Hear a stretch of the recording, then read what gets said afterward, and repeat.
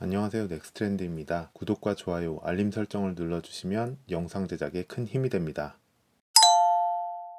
최근 전기차 시장이 둔화하는 모습을 보이고 있습니다. 에너지 시장 조사 업체 S&E 리서치가 발표한 자료에 따르면 2023년 전 세계 전기차 대수는 1377만 대에 이를 것으로 전망됩니다. 여전히 빠른 속도로 증가하고는 있지만 올해 상반기에 전망된 수치보다 100만 대가 적은 숫자입니다.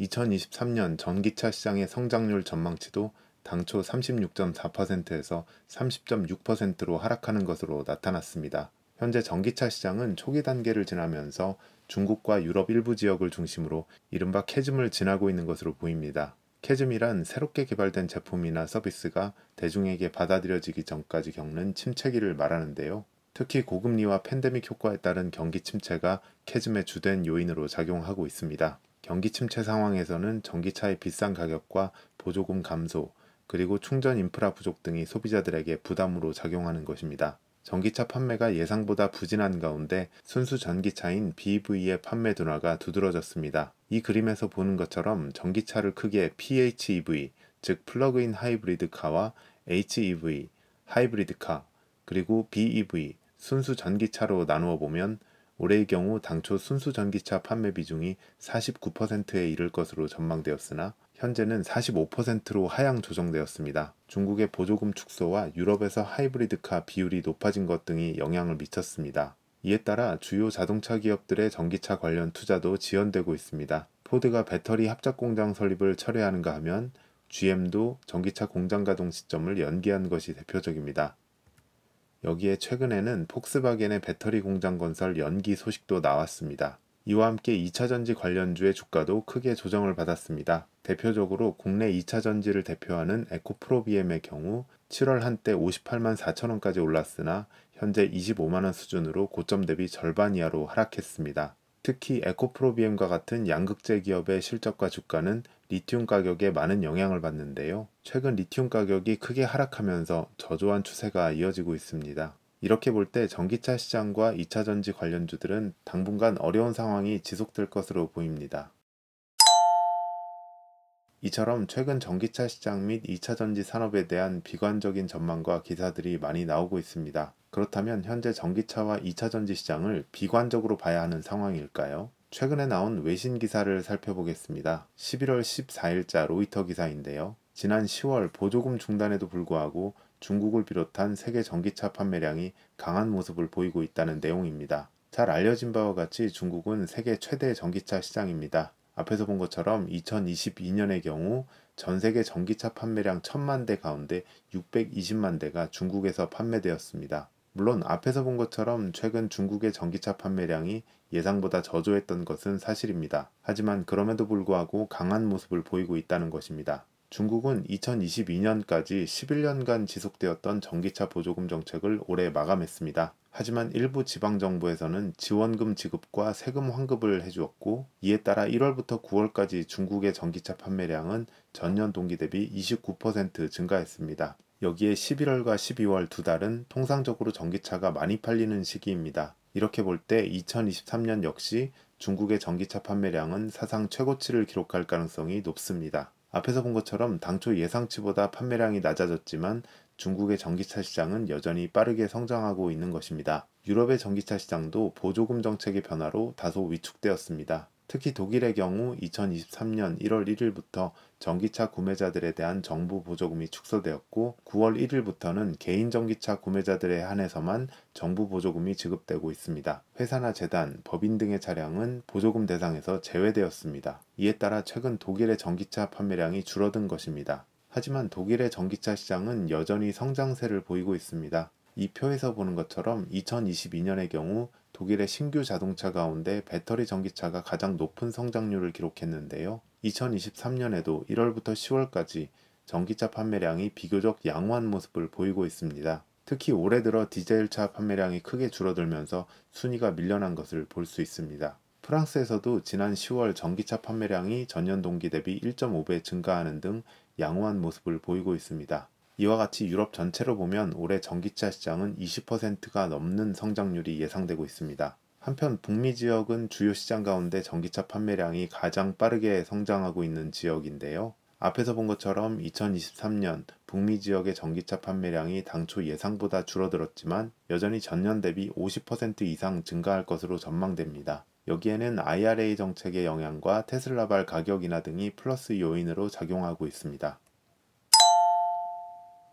전 세계적으로 전기차 시장이 빠르게 성장하고 있음에도 불구하고 전망치가 낮아졌다는 것은 전기차 시장과 2차전지 산업의 분명 악재입니다. 하지만 중요한 것은 앞으로의 성장성일 것입니다. 결론적으로 당분간 전기차 시장이 다소 위축된 모습을 보이겠지만 이는 일시적인 현상일 가능성이 큽니다. 가장 큰 이유는 지구온난화가 급속히 진행되고 있다는 점입니다. 현재와 같은 내연차 중심의 자동차 시장은 심각한 기후위기를 초래할 가능성이 매우 높습니다. 특히 올해는 상당히 이례적인 모습이 나타났는데요. 이 그래프는 세계 해수면 평균 온도를 연도별로 나타낸 것입니다. 전체적으로 해수면 온도가 서서히 높아진 것을 볼 수 있는데요. 올해는 기존의 추세를 완전히 벗어난 모습을 보이고 있습니다. 이렇게 해수면 온도가 빠르게 상승하면 해류와 빙하는 물론 바닷속 생태계에도 큰 변화를 초래합니다. 사람들의 먹거리와 생존에도 크게 영향을 미칠 수밖에 없습니다. 그리고 이런 모습은 현재까지도 이어지고 있습니다. 다들 느끼고 계시겠지만 올해 10월과 11월은 무척 더웠습니다. 실제로 기사에서 보는 것처럼 지난 11월 2일 서울 기온이 19도까지 오르면서 116년 만에 가장 더운 11월 기록을 갱신했다고 합니다. 내연차들이 이산화탄소를 계속 뿜어내면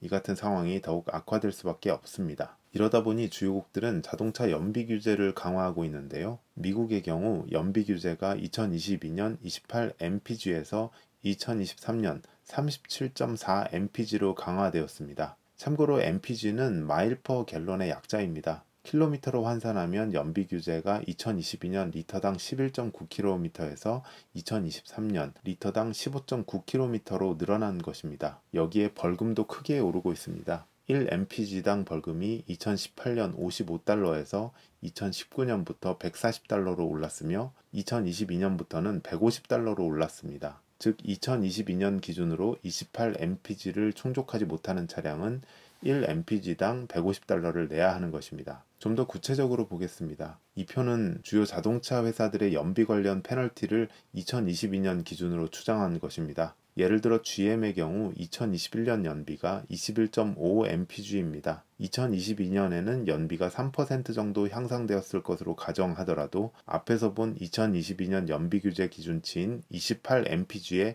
크게 미치지 못합니다. 이에 따라 GM은 19억 8,400만 달러의 벌금을 내는 것으로 나타났습니다. 이것이 기업에게 얼마나 큰 타격을 주는지 앞에서 본 표에서 좀 더 분명히 알 수 있습니다. 빨간 표시를 해놓은 부분에서 미국의 빅3의 대당 영업이익이 2,000달러라고 되어 있는데요. 쉽게 말해서 차 한 대를 팔 때마다 2,000달러가량이 남는다고 보시면 되겠습니다. 그런데 2022년의 연비 규제에 따르면 빅3는 대당 700달러에서 900달러의 벌금을 내는 것으로 나타납니다. 대당 영업이익이 크게 감소하는 것입니다. 문제는 이러한 벌금이 갈수록 커진다는 것입니다. 2023년의 연비 규제 목표가 37.4mpg로 더욱 높아지면서 빅3의 대당 벌금은 1,300달러에서 1,400달러로 증가하게 됩니다. 여기에 2024년부터는 더 높은 1,500달러에서 1,800달러 수준이 될 것으로 전망됩니다. 이렇게 되면 자동차를 팔아도 사실상 남는 것이 별로 없어집니다. 자동차를 생산할수록 손실이 커지는 상황이 되어버리는데요. GM의 주가가 저조한 것도 이런 상황을 반영한 것이라고 할 수 있습니다.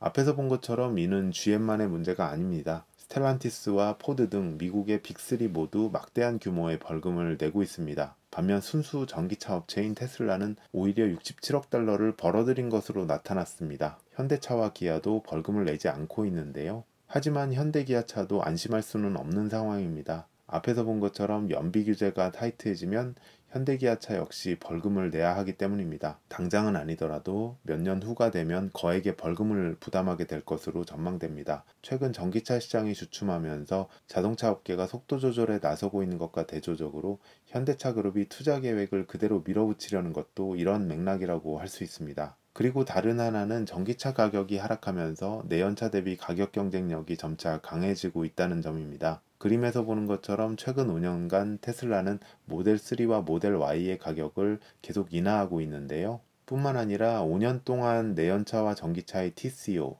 즉 총 소유 비용을 비교해보면 전기차가 더 경쟁력을 갖춘 것으로 나타납니다. 예를 들어 포드 150의 경우 내연차 모델의 총 비용은 39,744달러인 반면 전기차 라이트닝 모델은 31,549달러로 전기차가 더욱 적게 나옵니다. 다른 차종들도 전기차 모델의 TCO가 더욱 저렴한 것으로 나타납니다. 이는 저희 개인적인 경험으로도 알 수 있는데요. 현재 코나 EV를 5년째 타고 있는데 지금까지 자동차 고장으로 지출한 수리비가 사실상 없습니다. 예전에 내연차를 몰았을 때는 시간이 갈수록 수리비와 유지 보수비가 급격하게 늘었던 것과 대조적인 경험이라 매우 만족하고 있습니다. 결국 이렇게 볼 때 앞으로 전기차 시장은 일정한 소강 상태를 거친 후 다시 뜨거워질 것으로 보입니다. 물론 일정한 변수도 있겠지만 기후변화의 충격이 갈수록 커지고 있어 단순히 자동차 가격과 편의성으로 내연차의 우위를 말하기는 어려워지지 않을까 합니다. 다만 앞에서 본 것처럼